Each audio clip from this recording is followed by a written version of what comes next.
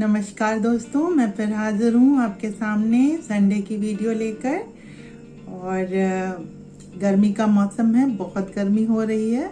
मैं रोज मनाती हूँ ईश्वर से कि ये ईश्वर बारिश हो और धरती तृप्त हो, धरती ठंडी हो जाए, मौसम अच्छा हो जाए, सभी खुश हों। खेत खलिहान जिनको पानी की इतनी आवश्यकता है उनको सबको पानी मिले, बहुत ज़रूरी है। तो ये चीज़ ध्यान में रखते हुए मैं प्रेयर करती हूँ, प्रार्थना करती हूँ। और प्रार्थना में बहुत शक्ति होती है। अगर प्रार्थना निस्वार्थ भाव से की जाए तो प्रार्थना में बहुत शक्ति होती है। प्रार्थना आपको वो चीज़ें दिला सकती है जिसकी आपने कभी कल्पना भी नहीं की होगी। एक आशीर्वाद माता पिता का और एक प्रार्थना, ये दो चीज़ मैंने बचपन से सुन रखा है कि अगर सच्चे दिल से दे दी जाए या कर ली जाए तो वो पूरी होकर रहती है। एक आशीर्वाद अगर कोई आपको सच्चे दिल से देता है तो वो लगता ज़रूर है, और प्रार्थना अगर सच्चे दिल से की जाए तो वो भी लगता ज़रूर है। ये मैंने अपने जीवन में खुद महसूस किया है। जब मैं छोटी सी बच्ची थी, वो मेरी प्रार्थना इस तरीके से स्वीकार हुई कि आज मैं यहाँ तक पहुँच पाई हूँ। तो ईश्वर पे मेरा तो पूरा अटूट विश्वास है। कहते हैं blind faith, yes I do blind faith on God because he is omnipotent. और आज की जो कहानी है वो बहुत बड़ी नहीं है, वो छोटी सी कहानी है, लेकिन उसका अर्थ, उसका मूल्य बहुत गहरा है। और उसे ध्यान से सुनिएगा और वो आप सबके बहुत काम आएगी। एक गांव था, उस गांव में 20-25 या 30 घर थे। एक ग्वालिन रोज दूध लेके आती थी और सबको दूध देती थी। एक दिन वो सबको नाप नाप कर दूध दे रही थी और दूर एक साधु बैठे नारायण का जप कर रहे थे, माला लेकर जाप कर रहे थे। एक माला, एक मोती, 2 मोती, और एक मंत्र बोलते थे तो एक माला आगे बढ़ती थी, एक मंत्र बोलते थे फिर एक माला बढ़ती थी। इस तरीके से वो जाप कर रहे थे और उस ग्वालिन पर नजर रखे हुए थे। वो देख रहे थे कि ये ग्वालिन क्या कर रही है। वो देख रहे थे, बड़े आराम से वो सबको नाप तोल के दूध दे रही थी। अचानक से एक युवक आया, उस ग्वालिन के चेहरे पे एक मुस्कुराहट आई और उस ग्वालिन ने बिना नापे तोले ही उस युवक का जो बर्तन था वो दूध से भर दिया। साधु महाराज को ये बात कुछ समझ में नहीं आई। साधु महाराज थोड़ा सा विचलित हुए और बगल में बैठे एक व्यक्ति से कहा कि आपने कुछ देखा? तो उस व्यक्ति ने कहा, क्या साधु महाराज? कहते आपने देखा वो उस ग्वालिन ने क्या किया?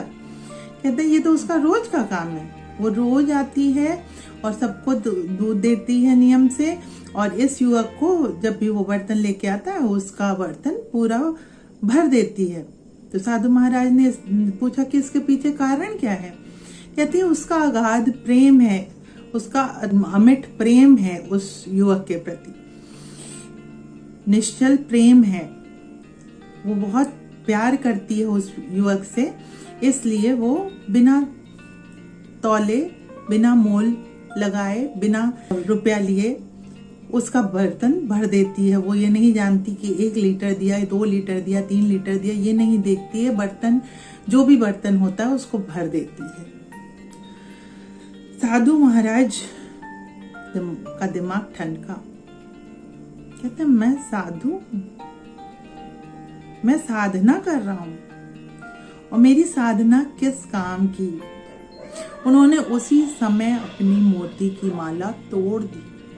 कहते मैं तो स्वार्थी हूँ, मैं तो अपने प्रभु का, जो मैं कहता हूँ मैं प्रभु से प्रेम करता हूँ, मैं तो अपने प्रभु का नाम भी मोती के माला से गिन गिन के ले रहा हूँ। और एक ये बावरी है जो बिना सोचे समझे उसके दूध का घड़ा भरती जा रही है, बर्तन भरती जा रही है, कोई मोल नहीं, कोई तोल नहीं।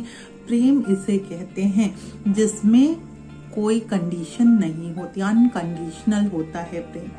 चाहे वो प्रभु से हो, चाहे वो किसी इंसान से हो, प्रेम सच्चा होना चाहिए। There is a difference between like and प्रेम, like and love. When you like someone, अगर आप किसी को लाइक करते हैं तो डेफिनेटली आप हार्म भी कर सकते हैं, उसको नुकसान पहुंचा सकते हैं। लेकिन जब आप किसी को लव करते हैं, प्रेम करते हैं, तो आप उसका कभी भी नुकसान नहीं कर सकते, क्योंकि प्रेम के पीछे क्या छुपा हुआ है? त्याग। जब हम किसी से प्रेम करते हैं तो त्याग करना पड़ता है। तो साधु महाराज को समझ में आ गया कि मैं जो साधना कर रहा हूँ, मैं जो कह रहा हूँ कि मैं अपने प्रभु से प्रेम करता हूँ, इसलिए माला जपता हूँ और एक एक माला, एक एक मोती जप रहा हूँ उस प्रभु को जिसको मैं अथाह प्रेम करता हूँ, उसके लिए मैं एक एक मोती, उसको तो उसमें तो मुझे रम जाना चाहिए। इन मोतियों की मुझे आवश्यकता ही नहीं होनी चाहिए। इस ग्वालिन की तरह जैसे ये उस युवा को प्रेम करती है, अथाह प्रेम करती है और ना मोल देख रही है, ना तोल देख रही है, भरते जा रही है उसका बर्तन। तो ये असली प्रेम होता है। उस दिन उनको ज्ञान हो गया और उन्होंने वैराग्य ले लिया संसार से। तो दोस्तों, ये हो सकता है अभी आपके ना समझ में आए, लेकिन इसका अर्थ बहुत गहरा है कि जब हम किसी से भी जुड़े, चाहे वो इंसान हो, जानवर हो, वृक्ष हो, प्रकृति हो, ईश्वर हो, तो हम निस्वार्थ भाव से जुड़े। जब हम निस्वार्थ भाव से जुड़ते हैं तो उसमें कोई भी कटुता नहीं आ सकती। वो कसैलापन, जो कड़वाहट होती है कि हाय मैंने दिया, उन्होंने नहीं दिया, तो हमें किसी को कुछ देना या लेना नहीं है। हमें कोशिश करनी है कि जितना हम दे सकें, वो जितना मेरे पास हो, मेरी क्षमता हो, उतना मैं दे सकूं, लूं ना किसी से। क्योंकि ये जीवन लेने के बाद हम ऋणी हो जाएंगे और हमें देने का समय मिलेगा या नहीं मिलेगा, ये बड़ी बात है। तो जब भी हम प्रेम करें तो दिमाग में ये बैठा कर प्रेम करना है कि हमें किसी से कुछ मांगना नहीं है, हमें सिर्फ देना है। हमें किसी से कुछ भी नहीं मांगना है, हमें कुछ नहीं चाहिए।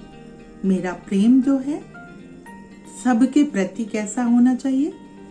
अनकंडीशनल, निस्वार्थ भाव का होना चाहिए।